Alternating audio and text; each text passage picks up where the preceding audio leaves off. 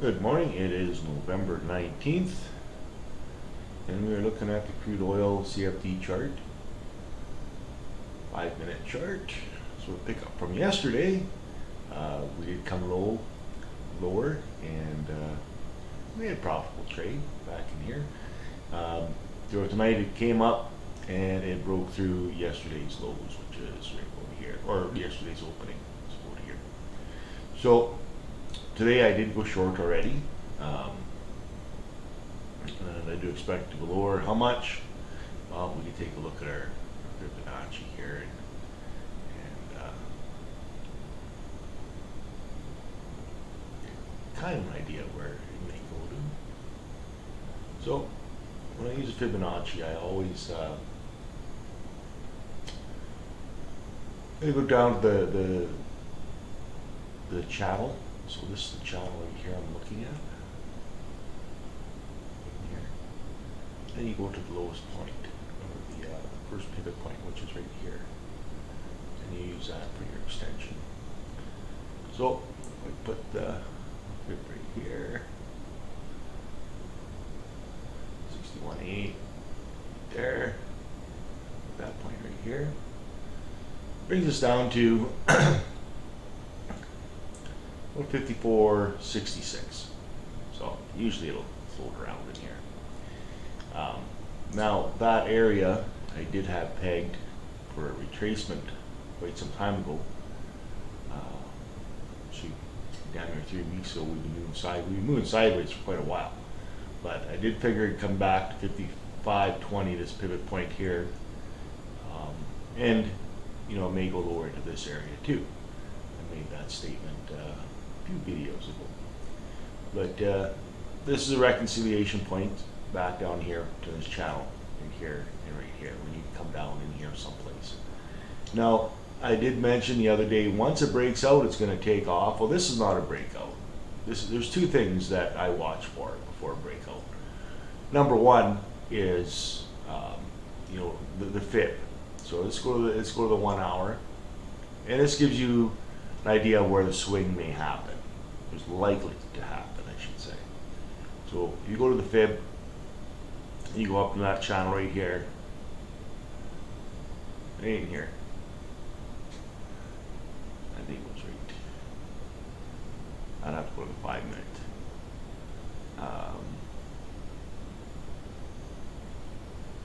5-minute window. Better do that. So you don't think I'm trying to bullshit you.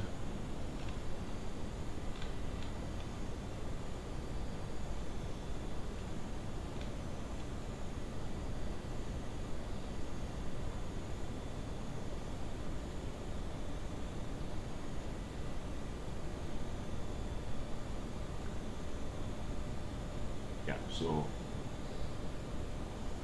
back to 5.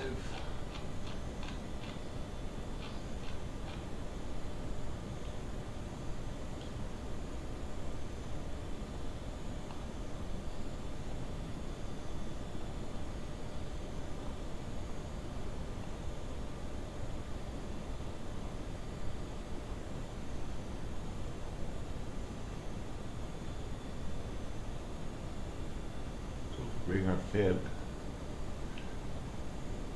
into this channel here.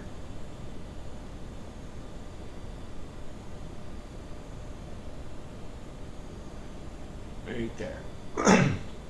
So that was the first pivot point in this channel right here. And you see it brings us up to 57.85. And let's jump over to see where it actually did go to.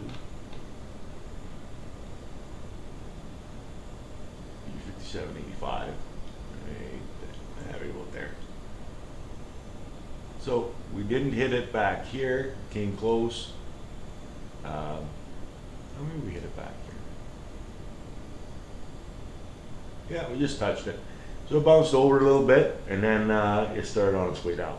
So that's the first thing I watch for.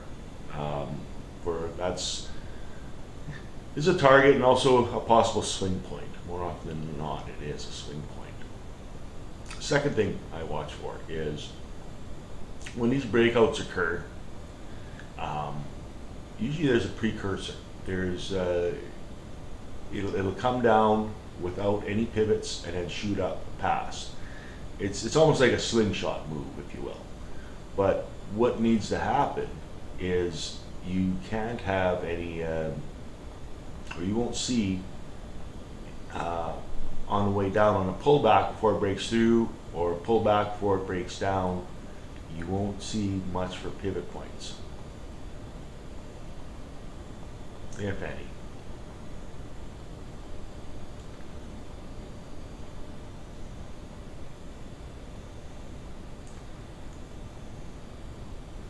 So you can see this one here came down, had one pivot. It came down, but it didn't really break up any higher. It came down to 54, 53 area, and then it shot up. So if you take your Fibonacci on there, go up, and well, actually surpass that. But typically, that's what you see: is a pullback.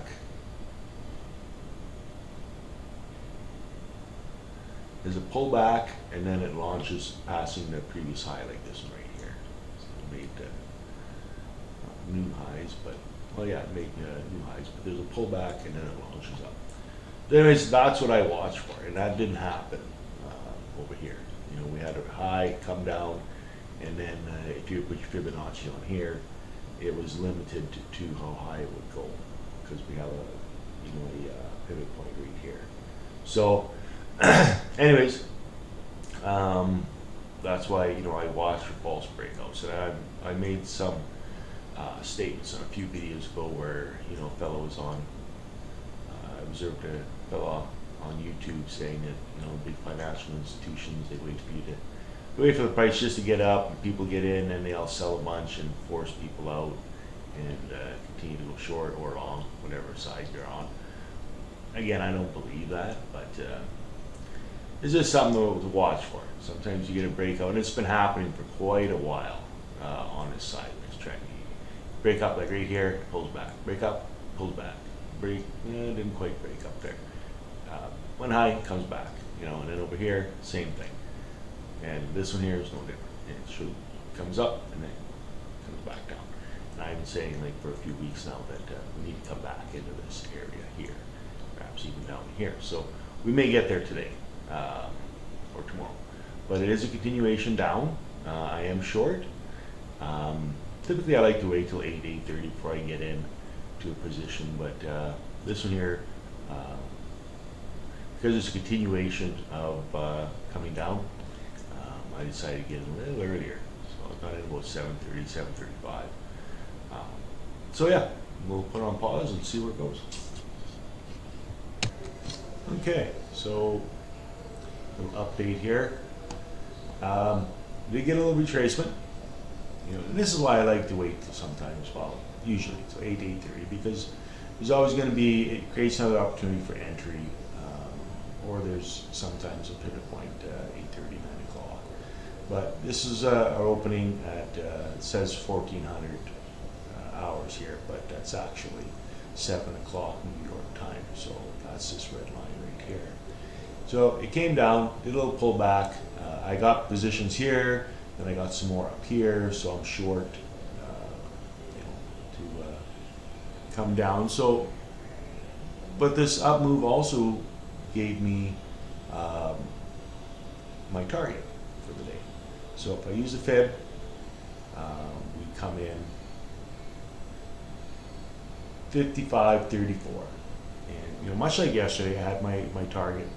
Up in this area here, and it gets to there, and then it'll do its thing overnight, and in this case it proceeded to go down further, and I do expect, and this is a soft science, this isn't hard math or anything, but it works for me. It gives me some guidance as to where to get in, where to get out for the day, and I think ultimately the price will still come down to these levels I've been talking about for the last couple weeks, down in and around from probably in this area here. again, it's a soft science. I don't know for sure. But what I do watch for is just, you know, in the morning, you know, what it did the night before and what it's doing in the morning, and then look for an entry point. So that's my target for today. And as usual, I usually pull some out a little bit before it hits the target, because, you know, once it starts to flutter around, I just start pulling it out. Because there's no such thing as a bad profit, right? So, yeah, I mean, if I got in here, and then I got in here initially, went short, picked up some more right here, short, and then picked up some more here, short. So I'd probably average around 56.05, 56.10, you know, average position price. So probably 56.05. So I mean, if I can make it down to 35, that's a 70 pip day, and I'd be more than happy with that. Anything, you know, 50 pip plus is a good day. I even take 30s. Still make a darn good living off that. So put it on pause, and we'll check in a little bit. Okay, so it is 11:37, and I hit my target for the day. I pulled everything out for a profit of 70 pips or 70 cents.